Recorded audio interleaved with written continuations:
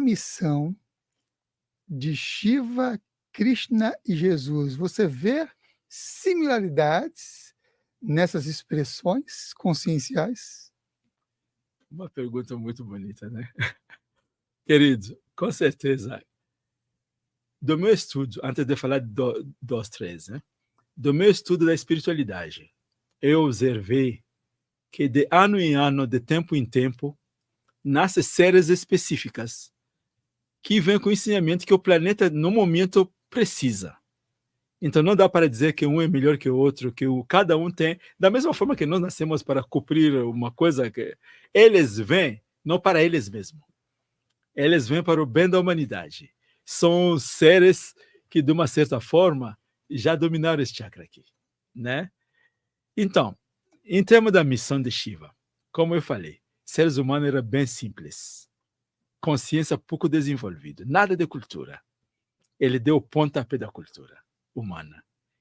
Na cultura humana, o elemento mais importante, no nosso ponto de vista do Tantra, é a conexão espiritual do indivíduo com o divino.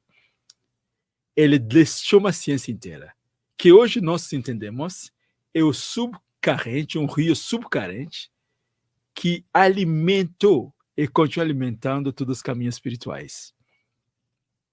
Não tem nenhum caminho que visa a evolução da humanidade que, de uma forma ou outra, não bebeu do Tantra e conectado com o Tantra. Porque Tantra são princípios, não são as histórias. São os princípios, são os mecanismos. Aí, o Shiva fez isso. Krishna nasce 3.500 anos depois. 3.500 anos depois, o que acontece? Muitas pessoas esqueceram a essência da espiritualidade. Começaram a usar o Tantra para ganhar poder. E a sociedade começa a entrar em dificuldade. Então, o Krishna entra, e ele agora, uma das missões escondidas, vou dizer isso aqui, que o Baba não falou. O Baba não falou que uma das missões de Krishna era eliminar a prática que chamamos hoje de magia negra, mas essa prática egoísta de desenvolvimento humano do planeta Terra, e, portanto, trazer de volta o Bhakti Yoga, a prática do amor divino. Podemos dizer que essa foi a missão dele, mas somente nos explica ainda mais. Que quando ele estava vivo, o Krishna teve duas atuações. Uma como seres espirituais, atraindo discípulos, geralmente o movimento Hare Krishna tem muita afinidade com esse aspecto, de Vraja Krishna, o Krishna doce, o Krishna que dá experimento espiritual. O outro lado é Parthasarathi Krishna. Ele nasceu como rei, príncipe, ele é um rei. Em algum momento ele realizou que mesmo amando tantas pessoas, dando tanto prazer para as pessoas, ele não pôde atender às dificuldades que a humanidade estava passando.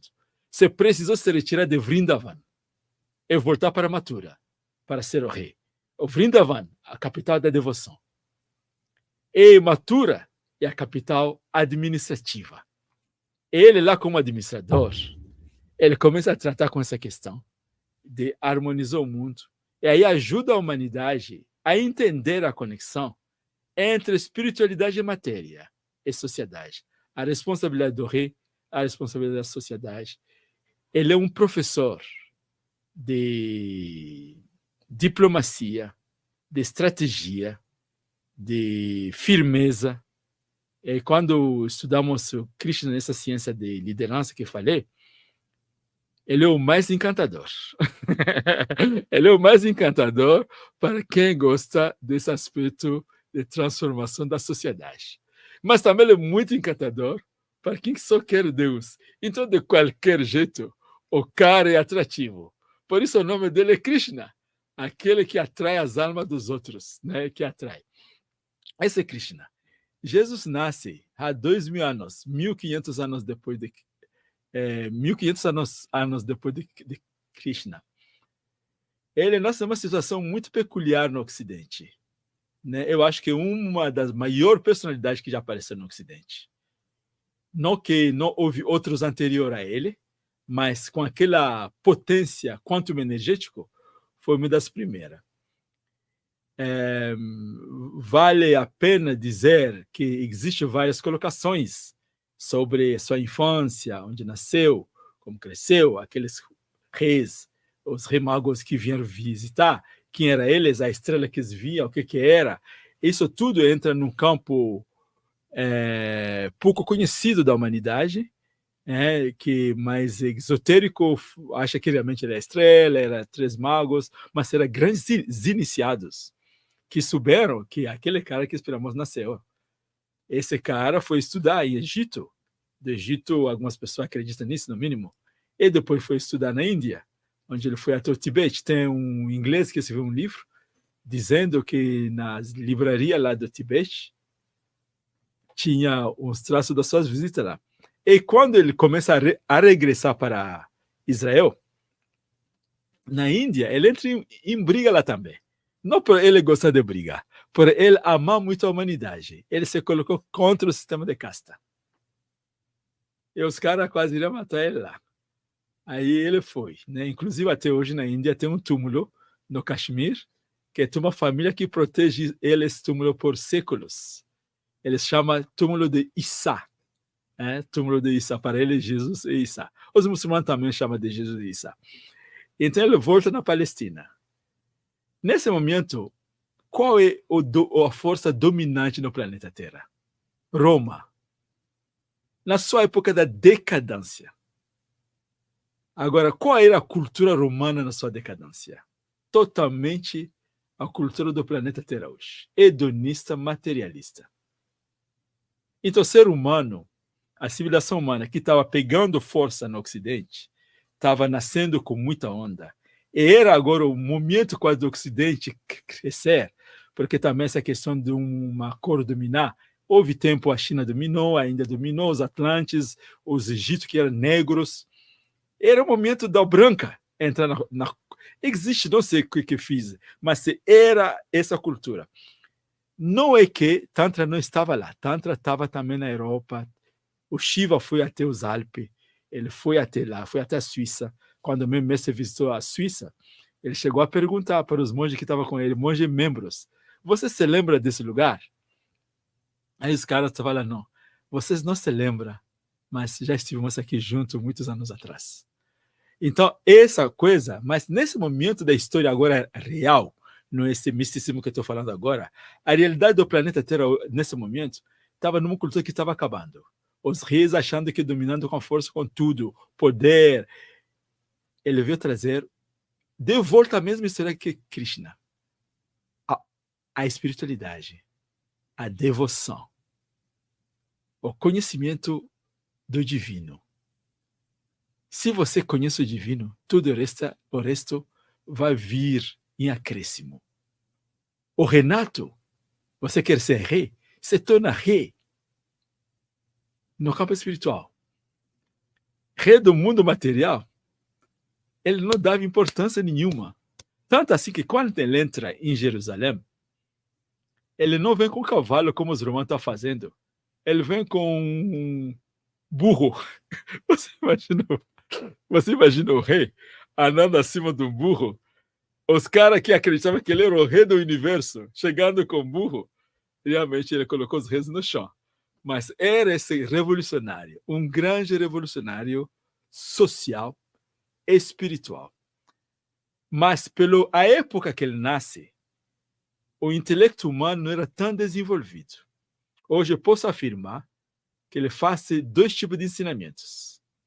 O ensinamento que ele deixa para as massas, ajudar eles a entender o mínimo de conduta, o mínimo da ética, o mínimo de espiritualidade, o ensinamento que ele ensinava para o círculo mais perto dele. Esse ensinamento chegou, se você me permite dizer, vou dizer mesmo, a não ser tão aceito pelos fundadores oficiais da igreja, que, na verdade, você sabe da história, os imperadores romanos que organizando como chama aquela reunião que o Papa chama a gente? Concílio. Os concílios lá em Constantinopla, que começou a cortar, podar. Mas a história do cristianismo é muito interessante. Eu não sou um especialista nisso. Mas esses anos que eu estou vivendo aqui no Brasil, que o cristianismo no Brasil é diferente, né? No Brasil você tem um cristianismo bastante colorido, né? Você tem o cristianismo católico, você tem os protestantes, tem os candomblé, que também são cristãos, mas também são africanos, são esse sincretismo assim entra, aí você encontra o espiritismo. E nessa rota, você descobre depois de alguma pesquisa que muitos daqueles caras que foi colocado à morte por tentar ensinar o ensinamento escondido de Jesus vieram várias vezes. E um deles é Kardec. Kardec, que foi o Jean Hus na época, que era o mestre de Jerônimo de Praga, está preparando esse campo todo. Tem o padre Ignacio de Castela, né? De Castela. O padre Ignacio de Castela, que era um padre de São Francisco, dessa linha de São Francisco. Franciscano. Isso, era um franciscano. Toda essa gente trabalharam, e um morria, outro nascia, procurando levantar o nível evolutivo do mundo ocidental para essas realidades mais profundas que Jesus estava ensinando a seu discípulo. E agora que nasce esse Kardec, e começa o Espiritismo, a partir de uma base científica, num país que é a França, totalmente ateu. Assim, a França, cogito ergo sum, lógica matemática, não se comprova, não se aceita. Lá, o cara começou a história, só que floresceu e ganhou tudo sua beleza no Brasil. E essa é a missão do mestre, né? De Jesus estou falando, né? Era isso. Trazer e continuar mandando pessoas para trazer essa elevação coletiva. Aí, qual é a missão central desses mestres todos? Inclusive todos eles que nós citamos. Elevação coletiva da humanidade. Criar condições no planeta Terra para que todos os humanos tenham a possibilidade de realizar quem somos nós na verdade. Porque todos nascem da fonte criadora. Então todos carregam essa fonte. Mas agora, pelas filosofias, pelas ideias, pela cultura, pelas criações culturais, as pessoas se afastam, se acham aquilo, acreditam aquilo. Deus nessa visão evolutiva, não tem problema, as pessoas podem achar e querer o que querem. Mas chega um momento onde essas crenças colocam em risco a própria evolução da espécie. Aí que Jesus nasce. Na nossa visão, Shiva, que para mim, Krishna e Shiva é a mesma coisa, para os devotos de Hare Krishna, Krishna é uma coisa e Shiva outra coisa, encontrou o devoto de Hare Krishna num evento ecumênico lá na Catedral da Sé, bem recentemente, e ele bebeu tudo isso, já sabe de tudo isso. Mas isso não reduz. Você é devoto de Jesus, por exemplo. Qual que faz mal saber que Krishna também é isso, Shiva, mas ama Jesus? Você é devoto de Krishna? Tá ótimo. Na verdade, quando entende um pouquinho mais, essa essência não tem nome. Ela é única. Então não é